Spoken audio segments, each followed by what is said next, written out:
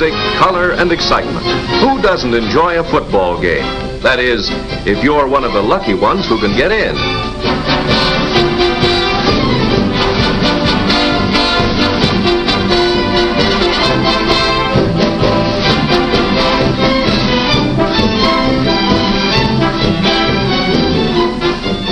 If you're not, well, it's just too bad. But wait a minute, there may be another answer. Yes, thanks to television, that marvel of modern science, even our unfortunate friend and millions of other people can sit back in the comfort of their own homes and enjoy every thrill of the game, with no struggle for tickets. Out at the stadium, the television cameramen are seeing to it that you can follow every detail of the game. They're out there on the sidelines, following every important piece of action. Cables connect the cameras with the mobile units which are parked outside the stadium. And from these trucks, the scenes covered by the cameras are relayed to the main television transmitter.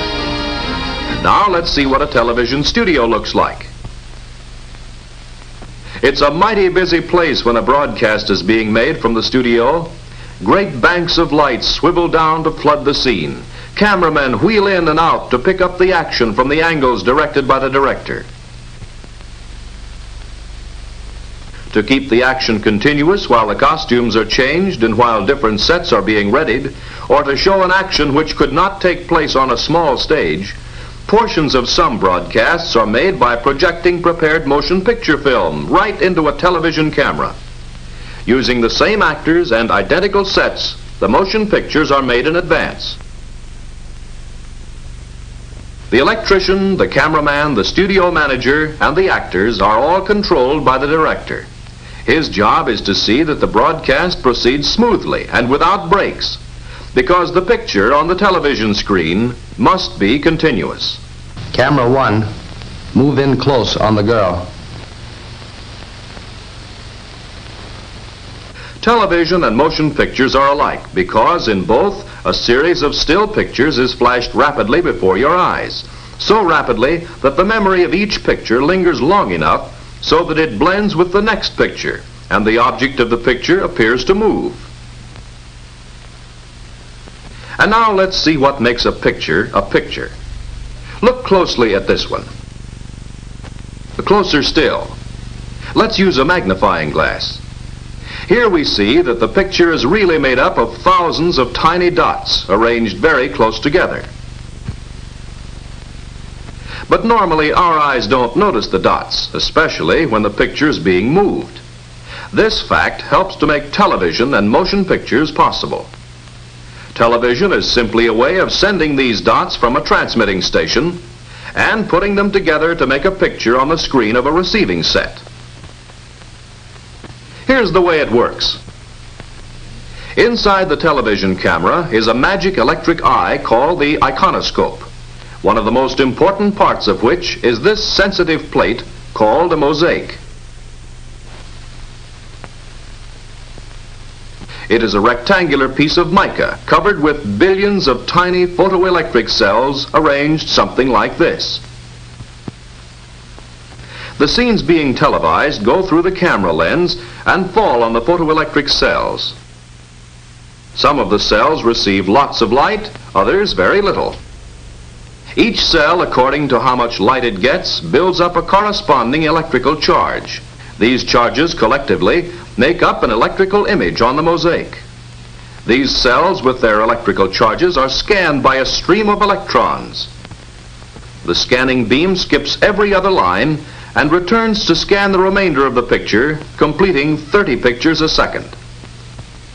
Each picture is composed of 525 individual scanning lines. An electrical impulse is released each time this stream covers a group of the photoelectric cells. Each separate impulse travels from the sensitive plate of the iconoscope in sequence over wires to the transmitting station, where it is then sent out into space to be picked up by aerials connected to television receivers. Here the electrical impulses are carried to another magic tube called the kinescope and are used to control another stream of electrons which bombard the face of the kinescope, which is really the viewing screen. When the beam strikes this fluorescent screen, each electrical impulse is changed back into a spot of light. In other words, each spot of light picked up by the mosaic of tiny photoelectric cells in the television camera creates a corresponding spot of light on the receiving screen. It moves back and forth so rapidly, actually more than 2½ miles per second, that a complete still picture is formed almost immediately.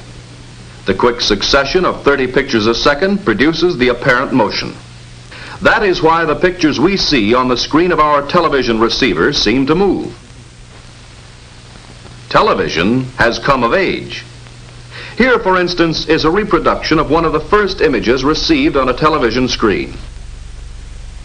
Compare that crude picture with these of today, and you can judge for yourself how far along the road to perfection television has traveled.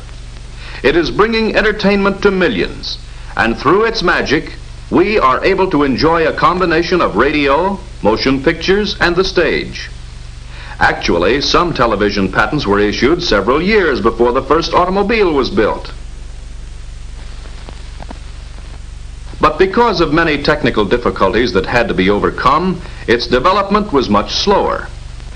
Just as the modern automobile is the result of years of research, scientific engineering, and testing by countless miles of actual use, television is the result of endless experiments and new discoveries by patient scientists toiling in their laboratories. It has been developed just as the easy riding qualities of today's automobiles were developed by progress through constant improvement. Today we sit back in roomy, comfortably cushioned seats in steel bodies insulated against heat and cold and noise, surrounded by windows of crystal clear glass, controlling the ventilation to our needs, riding smoothly over all kinds of roads in luxury undreamed of a few short years ago.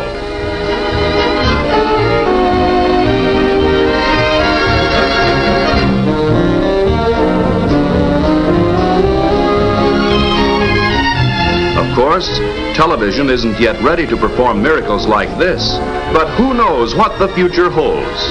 It's fun guessing, though.